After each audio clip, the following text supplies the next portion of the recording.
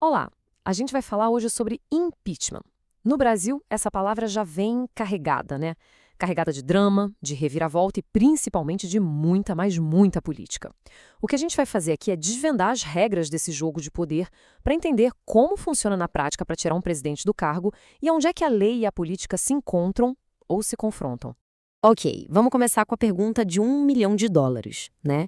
Como se demite um presidente? Parece uma pergunta direta, mas a resposta, segundo a nossa Constituição, não é uma só. Na verdade, ela abre dois caminhos bem específicos. Um para lidar com infrações políticas e outro, completamente diferente, para lidar com crimes comuns. E aqui está o primeiro ponto que é fundamental para entender como a coisa toda funciona por aqui. Ao contrário de muitos outros sistemas, a Constituição brasileira separa o joio do trigo. Ela faz uma distinção muito clara entre dois tipos de atos ilegais que um presidente pode cometer.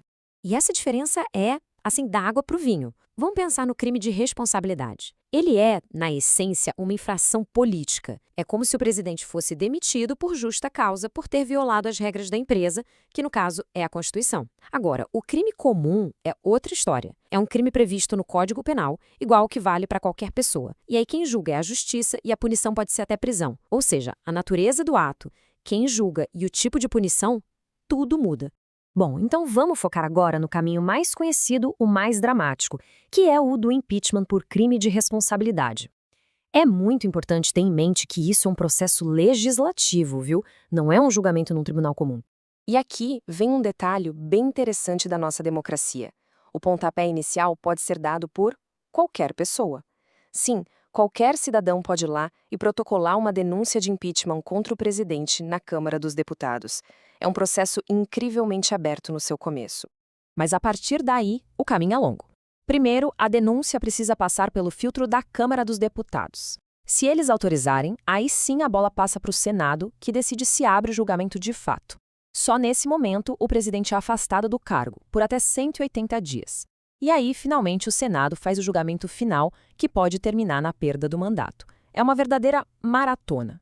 E esse número aqui, 342, é a chave de tudo. Essa é a primeira grande muralha política. Conseguir 342 votos entre 513 deputados para autorizar um processo é uma tarefa hércula, exige uma articulação política imensa. E é por isso que a simples ameaça de um impeachment já vira uma ferramenta de pressão política poderosa no dia a dia do governo. Ok, agora que a gente já entendeu a teoria, vamos para a prática. Como essas regras foram aplicadas de verdade? Dois casos muito famosos na nossa história recente servem de exemplo perfeito para mostrar como a interpretação da lei pode mudar com o tempo e com o cenário político. Primeiro, a gente volta para 1992, com Fernando Collor e um grande escândalo de corrupção. E depois, a gente avança 24 anos no tempo para 2016, com Dilma Rousseff e acusações ligadas à lei orçamentária. Contextos bem diferentes, mas que em tese seguiram o mesmo manual da Constituição. Ou quase o mesmo. Aquele foi um momento de altíssima tensão. A renúncia do Collor foi uma cartada final, nos acréscimos do segundo tempo. A lógica dele era a seguinte: se eu não sou mais presidente, o Senado não pode me punir com a perda de um cargo que eu não tenho mais. E o mais importante, talvez eu consiga salvar meus direitos políticos. Só que o Supremo Tribunal Federal entrou em campo. E a análise dele se concentrou numa palavrinha de 3 letras: com. A Constituição diz que a punição é a perda do cargo com a inabilitação para exercer função pública. Para a Corte, esse com amarrava uma coisa na outra. As duas punições eram um pacote só, inseparável. E o resultado foi esse. A manobra de Collor não adiantou. Mesmo tendo renunciado, ele foi condenado pelo Senado e perdeu os direitos políticos por 8 anos.